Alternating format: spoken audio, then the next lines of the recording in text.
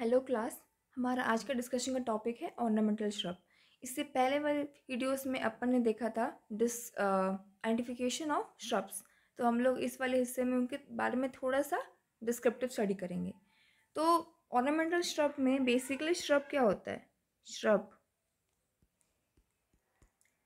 Shrub में actually में एक वुडी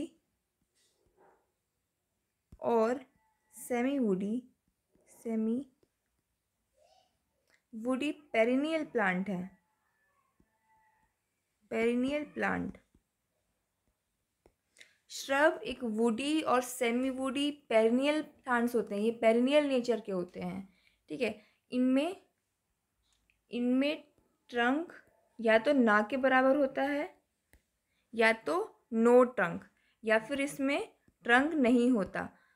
हमेशा आप लोग देखे होंगे जो श्रब होता है उनका जो इवोल्यूशन होता है ग्राउंड के ऊपर, उनमें मल्टीपल ब्रांचेस होती हैं। ये आपका वो जो ग्राउंड है इसके ऊपर में ये होता है, ऐसा होता है श्रब का। ये मल्टीपल ट्रंक या फिर मल्टीपल ब्रांचेस से ये इनका जो विगर है वो होता है। जो ट्रीज़ होते हैं उसमें सिर्फ एक सिंगल ट्रंक होता है। ये श्रब और ट्रीज़ में मेन डिफरेंस है कि जो श्रब होता है उनके मल्टीपल ब्रांचेस होते हैं ग्राउंड के ऊपर, और ट्रीज़ में सिर्फ एक सिंगल ट्रंक होता है। ये मेन डिफरेंस है श्रब और ट्रीज़ में। ओके, इसके बाद इसमें अगला है जो श्रब होती है उनकी हाइट, इनकी जो हाइट होती है वो 50 सेंटीमीटर से लेके लेस देन 4 मीटर हाइट तक की होती है। श्रब्स की जो हाइट होती है अगर वो ओवरऑल में लिया जाए तो 50 सेंटीमीटर से लेस देन 4 मीटर हाइट की होती है, ठीक है। अब जो श्रब्स होते हैं उनका यूजेस कहाँ कहाँ पे है? श्रब्स के यूजेस कि लैंडस्केपिंग में आप लोग उसका कहाँ कहाँ यूज़ करते हैं। तो इनका यूज़ है पहले as a specimen plant, as a specimen plant. दूसरा है एज अ फॉलिएज श्रब के यूज़ के तौर पे यूज़ हो सकता है, फॉलिएज श्रब। तीसरा है एज अ फ्लावरिंग श्रब के रूप में यूज़ हो सकता है, फ्लावरिंग श्रब। चौथा है इसमें ये एज अ फ्लावरिंग और foliage, flowering and foliage shrub के रूप में यूज़ हो सकता है, फॉलिएज श्रब, ठीक है। और ऐसे श्रब्स जिनका हम लोग ऑर्नामेंटल ब्रैक्ट्स के लिए यूज़ करते हैं, shrubs with ornamental bracts, ornamental bracts, ठीक है। और एक है पॉइंट, ऐसे श्रब्स जिनको हम लोग उनके फ्रैग्रेंट फ्लावर्स के लिए यूज़ करते हैं, फ्रैग्रेंट फ्लावर्स के लिए।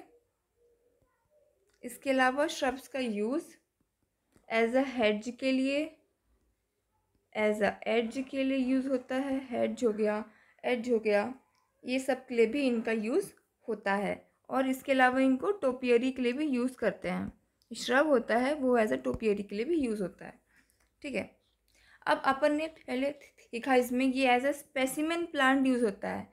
स्पेसिमेन प्लांट का मतलब होता है स्पेसिमेन प्लांट, इसका मतलब होता है गार्डन के पूरे एरिया में उस स्पीशीज़ का सिर्फ एक सिंगल प्लांट होना। जैसे कि आपका ये पूरा एक गार्डन का एरिया है, ठीक है। इसमें आस पास में अगर मान लो एग्जाम्पल के लिए पूरा अशोका ट्री लगा हुआ है, यहाँ पूरा अशोका ट्री लगा हुआ है ये पूरे एरिया में, ठीक है। गार्डन के बीच में अगर हम लोग देखें तो एक सिंगल कोई सा भी जैसे कि एग्जाम्पल ले लो, मधुकामनी का प्लांट यहाँ बीच में आपने लगा दिया, तो जो मधुकामनी का जो प्लांट है वो पूरे एरिया में एक सिंगल प्लांट है, तो वो जो मधुकामनी होगा वो as a specimen plant use होगा। ओके, स्पेसिमेन प्लांट पूरे एरिया में एक सिंगल स्पीशीज़ या फिर सिंगल टाइप होता है प्लांट, उसको बोलते हैं स्पेसिमेन प्लांट, ठीक है। इसको बोलते हैं स्पेसिमेन प्लांट। फिर अगला है foliage shrub. Foliage shrub, foliage shrub का मतलब होता है जब हम लोग किसी श्रब को उनके अट्रैक्टिव या फिर डिफरेंट टाइप ऑफ उनके पत्तियों के लिए जब अपन उसको लैंडस्केप में यूज़ करते हैं या फिर लैंडस्केप में उसका वैल्यू करते हैं, उसको बोलते हैं foliage shrub. Like for example जैसे एक्लीफा हो गया, एक्लीफा, अरेलिया, क्रोटोन, ये सब इनके एग्जाम्पल हैं। जब हम लोग उनकी पत्तियों के लिए जब उनको यूज़ करते हैं तो ये है। और एक लिखेगा गायनोरा बाइकलर, ये इनके एग्जाम्पल हैं। ओके, अगला क्लासिफिकेशन आता है इसमें flowering shrub. Flowering shrub, flowering shrub में ऐसे श्रब्स आते हैं जिनके हम लोग उनके अट्रैक्टिव और एस्थेटिक फ्लावर्स के लिए लैंडस्केपिंग में उनका यूज़ करते हैं या फिर उनका वैल्यू करते हैं, उनको बोलते हैं हम लोग फ्लावरिंग श्रब। ओके, इसके अंडर जो फ्लावर्स आते हैं वो है बोगनविलिया। बोगनविलिया का भी जो यूज़ है वो बहुत ज़्यादा होता है किसी भी गार्डन में। बोगनविलिया स्पीशीज़ लिख देंगे इसको। इसके अलावा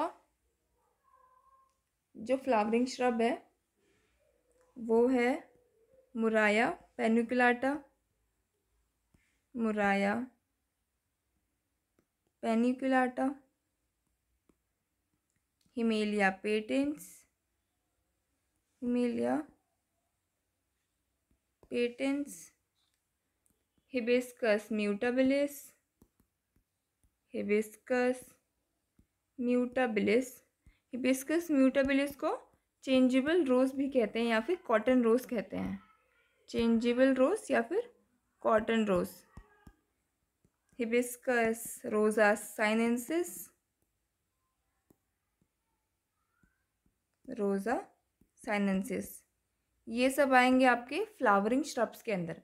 जो तीसरा क्लासिफिकेशन है वो है flowering and foliage shrub. Flowering and foliage shrub, इस वाले कैटेगरी में जो आपका श्रब है उनके attractive flower as well as उनके अट्रैक्टिव पत्तियों के लिए हम लोग उसको लैंडस्केप में यूज़ करते हैं। तो उस वाले जो ऐसे जो प्लांट्स होंगे, जो ऐसे श्रब्स होंगे, उनको हम लोग फ्लावरिंग एंड फॉलिएज श्रब के अंडर में रखते हैं। तो इनके एग्जाम्पल में लिखिएगा आप लोग बोगनविलिया। अगेन बोगनविलिया को भी उनके पत्तियों के लिए भी यूज़ करते हैं और उनके फ्लावर्स के लिए भी यूज़ करते हैं, बोगनविलिया स्पीशीज़।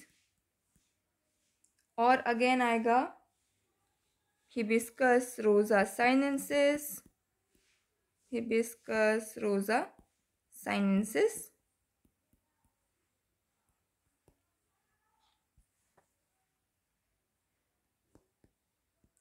गार्डेनिया जैस्मिनॉइड्स, गार्डेनिया जैस्मिनॉइड्स, ये सब इसके एग्जाम्पल में आएंगे।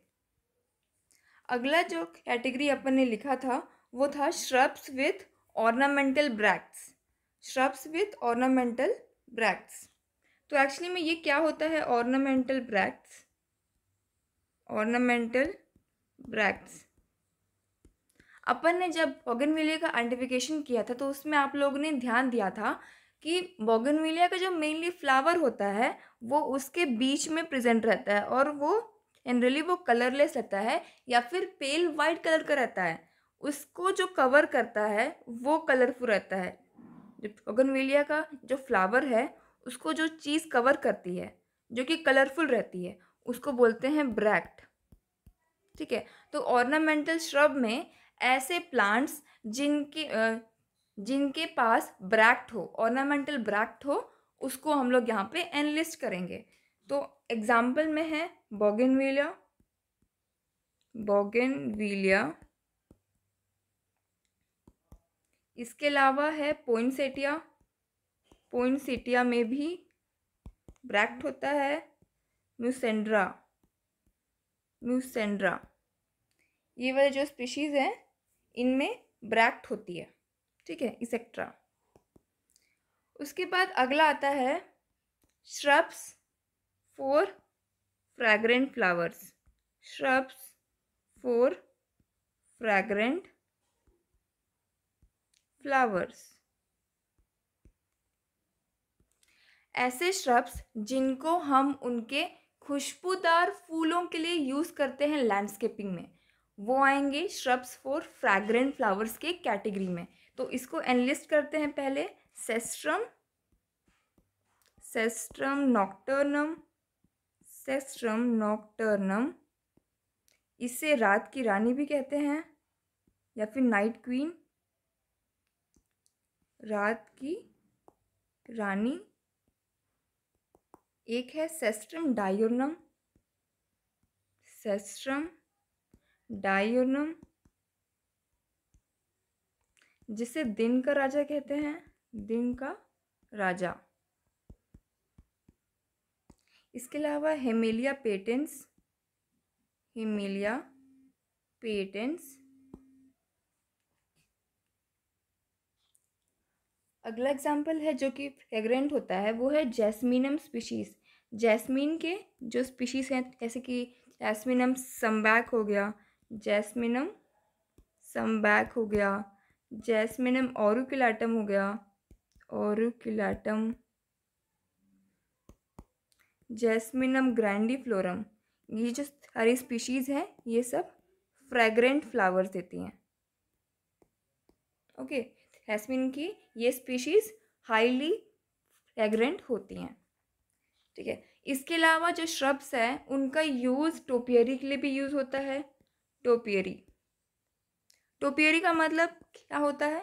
टोपियरी का मतलब होता है जब हम लोग किसी ट्री या श्रब को उनको ऐसा ट्रेनिंग या फिर उसमें ऐसा प्रूनिंग होता है कि उससे डिफरेंट डिफरेंट शेप प्रोवाइड करते हैं। लाइक फॉर एग्जांपल ट्री को ट्रेन करके हम लोग कुछ एनिमल का शेप दे दिए या फिर किसी बर्ड का शेप दे दिए या फिर किसी ऑब्जेक्ट का शेप दे दिए, तो वो जो शेप रहता है, वो जो प्लांट रहता है उसे बोलते हैं टोपियरी।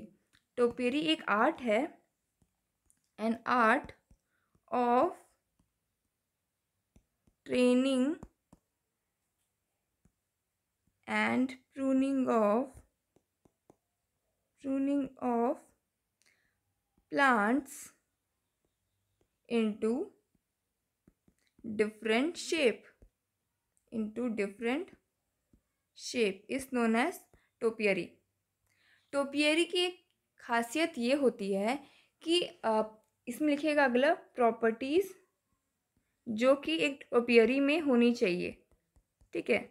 तो प्रॉपर्टीज़ में सबसे पहले आता है, अगर आप लोग किसी प्लांट को एज अ टोपियरी के लिए सिलेक्ट कर रहे हो तो वो प्लांट में स्मॉल लीव्स होने चाहिए, उनकी जो पत्तियां होती हैं वो छोटी होनी चाहिए। इसके अलावा उनमें डेंसली ब्रांच्ड होना चाहिए, वो जो प्लांट है वो डेंसली ब्रांच्ड होनी चाहिए, डेंसली ब्रांच्ड। उनका विगरस ग्रोथ होना चाहिए, विगरस ग्रोथ, ठीक है। वो ट्रेनिंग और प्रूनिंग का जो ऑपरेशन है उसको ईजिली वो लोग झेल सकें, ऐसा होना चाहिए, ठीक है। वो हार्डी नेचर के होने चाहिए, प्लस वो एवरग्रीन होने चाहिए, एवरग्रीन नेचर के होने चाहिए। ये सारे जो प्रॉपर्टीज़ हैं ये टोपियरी के लिए जो प्लांट अपन चूज़ करते हैं उसके लिए ये सब इम्पॉर्टेंट रहता है, ओके। इसके अलावा जो श्रब है उनको एज अ हेज के लिए भी यूज़ करते हैं, एज अ एज के लिए भी यूज़ करते हैं, okay. Thank you so much.